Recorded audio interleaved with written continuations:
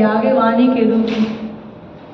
इस वाणी के अगर ज्ञान को हम पहचान कर लेंगे ना, जिस जिंदगी को हम रो रो करके काटना, हाय हाय करते काट रहे, फूलों की तरह हो जाती है। ये ब्रह्मवाणी से अगर हमें पहचान आज हो जाए, इसको मेहर सागर भी बोला गया, कृपा का सागर। यहाँ पर कोई चीज होती है थोड़ी बहुत है, सागर का मतलब है जिसका पारावार हो, और ये ब्रह्मवाणी सागर के रूप में आज हमें मिली हुई है। मेहर का दरिया राजी ने दिल में लिया तो रूहों के दिल में ये ख्याल देखने के लिए आया कि हम भी संसार को देखें, कहाँ जहाँ कैसे लड़ाई झगड़ा होता है, कहाँ जन्म मरण होता है। और पुराण संहिता में लिखा हुआ है कि आत्माएं संसार में आएंगी खेल देखने, वो इतना दुख देखेगी ना, जब बिल्कुल दुख देख करके गिर जाएंगी, मतलब वो हर तरह से परेशान हो जाएगी, तब परमात्मा ज्ञान की गंगा में नहलाएंगे, इस ब्रह्मवाणी के ज्ञान से पहचान कराएंगे। ये पुराण संहिता में लिखा हुआ है। उसमें लिखा हुआ है आत्माएं 12,000 खेल देखने इस संसार में आएंगी। और बताएं, सिख पंथ के अंदर लिखा हुआ है, पारजात गोपी ले आया, वृंदावन में रमन किया, ले नीले वस्त्र कपड़े पहने, त्रुक पठानी अमल किया। जिन गोपियों ने ब्रज रास के अंदर लीला करी थी, जिस रूप ने लीला करी कृष्ण जी के अंदर, वही शक्ति अरब में मोहम्मद साहब के अंदर आई। और हम मोहम्मद का नाम लेते हैं, हम उछल जाते हैं, ये मुसलमानों की बातें करते हैं। परमात्मा ना हिंदू, ना मुस्लिम, ना सिख, ना ईसाई। हाँ, परमात्मा ने पहचान सब में लिखवा दी है। आप मत मानो कुरान को, हिंदू ग्रंथों को तो मानो, रामायण में लिखा है रामायण को मानो, भागवत पुराण के अंदर पुराण से मानो, गीता में लिखा है आत्माओं की पहचान। और फिर क्या कह रहे हैं, कृष्ण जी किसकी पहचान करा रहे हैं? जब सारा महाभारत हो लिया था, गीता की बात बता रही मैं, अपने ग्रंथों की बात है, 18वां अध्याय 62वें श्लोक में, तो अर्जुन को क्या रहे, भारते तू सब तरह उसकी शरण में जा। क्यों? कि अर्जुन परेशान हो गए थे, जब महाभारत हुआ था सारे अपने समाप्त हो गए थे, तो उन्होंने कहा कि मुझे दोबारा जन्म ना चाहिए, मुझे इतना दुख दोबारा नहीं देखना है। तब उन्होंने कहा कि अगर नहीं देखना है तो तुम्हें अनन्य प्रेम लक्षण भक्ति करनी पड़ेगी।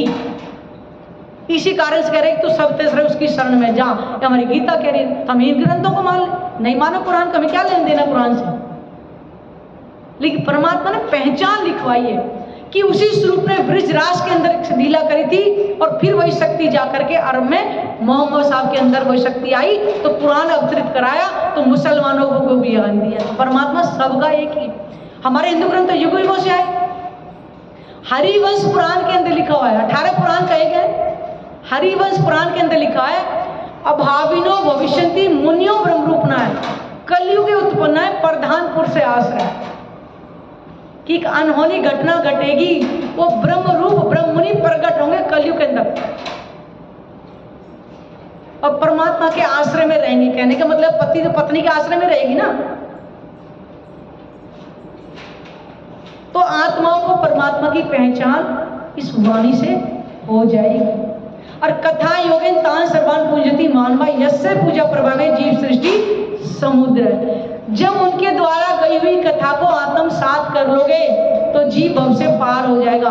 तो यह कथा कोई ऐसे नहीं कहने वाले कह गए और सुनने वाले उठ के चले गए। इस ब्रह्मवाणी से जब हम परमात्मा की पहचान कर लेंगे, हमें अपनी पहचान होगी मैं आत्मा हूं, तो परमात्मा से प्रेम होगा, उनके स्वरूप को हृदय में बसाएंगे, तब हमें अखंड मोक्ष मिलेगा। ऐसे भव से पार नहीं हो जाएंगे।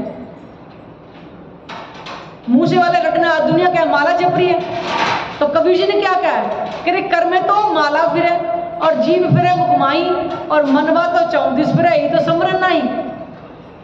माला हम जप रहे हैं, अरे हट भाई यहां से हट, तो ध्यान कहां हुआ, हट भाई हट पे के माला पे। तो इसलिए एकांत में बैठ करके, ना घर से बाहर जाना है आपको, एसी कूलर के अंदर बैठ करके साधना करनी है। कलयुग के अंत में इसलिए ब्रह्मात्मा को उतारा इतना सुख देने के लिए। बताइए, तुमको तप नहीं करना है, शरीरों को धूप ताप में जाके तप नहीं करना है, नहीं। वाणी से अगर हमें पहचान होगी तो घर के कोने में बैठ करके ही हमें ध्यान करना है। एकांत में बैठ करके 10 मिनट अपने लिए निकालें। 24 घंटे 23 घंटे माया में ले 10 मिनट अपने लिए, केवल वो 10 मिनट ही हमारे अपने साथ जाएंगे, बाकी कुछ नहीं जाएगा, यही सब कुछ रह जाएगा। जितना धन कमाया है एक दिन मरने के बाद ही, मैंने अपनी आंखों से नजारा देखा हुआ है, हमने अपनी औलाद ना होते हुए भाइयों के अंदर टहल का मछली संस्कार जैसे करने के लिए आए, और उसी टाइम जो भाई चल नहीं सकते थे कि हमारे घुटने में दर्द है, हम तो एडमिट है हॉस्पिटल में, जब बोला कि भाई बीमार है, कह रहे हम तो भैया खुद ही बीमार है हॉस्पिटल में, हम कहाँ से आए सेवा करने के लिए। संस्कार करने के लिए हम घर गए, हमने अपनी आंखों से देखा जो भाई चल नहीं सकते थे, 80 साल की उम्र में घोड़े की तरह दौड़ रहे थे, पेपर कहाँ रखे मकान के, ये अपनी आंखों से देखा हुआ है।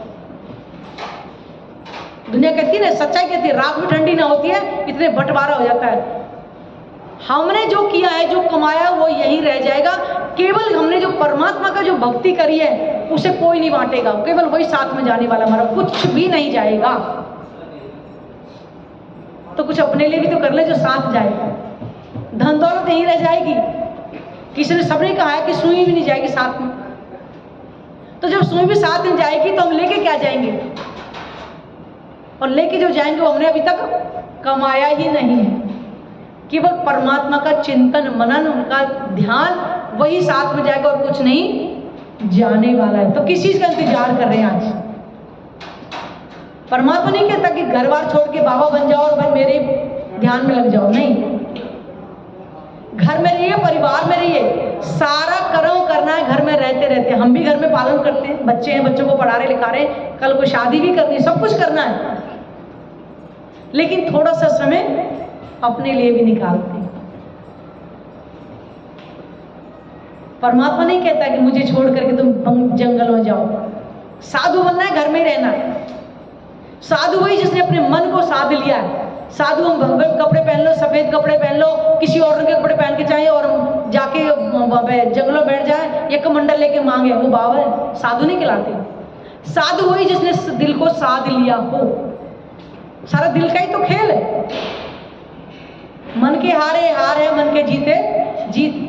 मन ही नीला, मन ही पीला, मन ही करे भजित।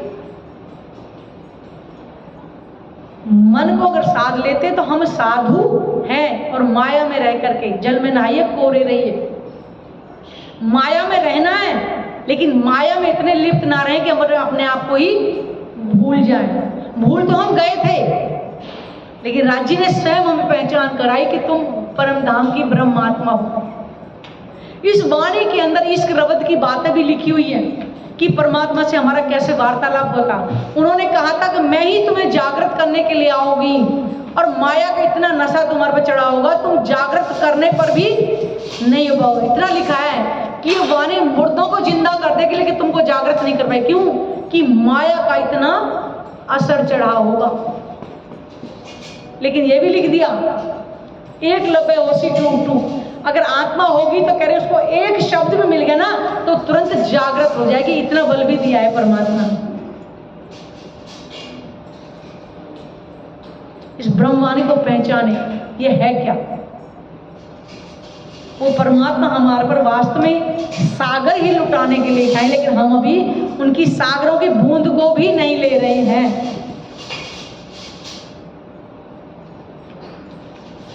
इसलिए परमात्मा की पहचान करें। वाणी में लिखा है, विरथा का निगमोरे पामे पदार्थ चार, उत्तम मान को खंड बरतनो श्रेष्ठ कुली सरदार। चार चीजें अमूल्य मिली हुई हमें। सबसे पहले क्या है? मनुष्य तन। अगर आज हमें मनुष्य तन नहीं मिला होता तो इस हॉल में हम आते क्या? कोई नहीं आ सकते ना। तो मनुष्य तन, ये भरतखंड भूमि, क्योंकि सबसे पवित्र जो है भारत भूमि को बोला गया। सभी देवताओं का जितने तीर्थ कहने देवी देवताओं का अवतार भरत भूमि में, और पार ब्रह्म भी भरत भूमि में आए।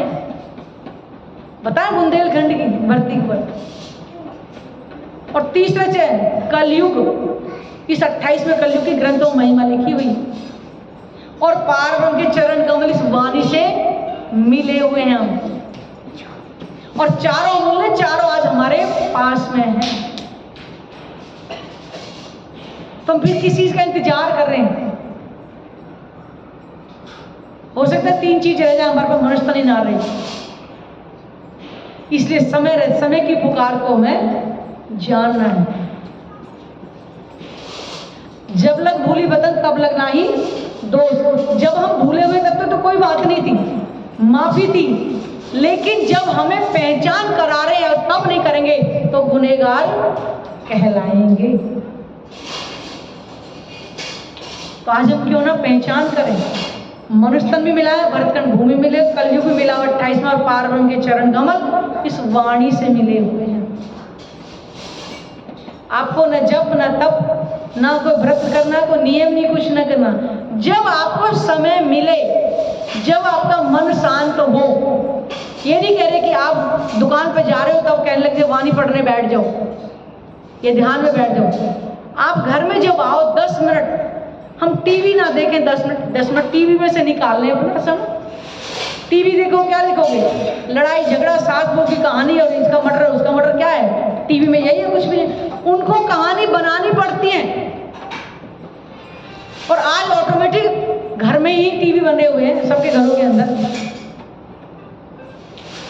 तो 10 मिनट केवल अपने लिए निकालें, वही हमारे साथ जाएगा और कोई साथ जाने वाला नहीं। बोलो श्री प्राणनाथ प्यारे की, सतगुरु महाराज।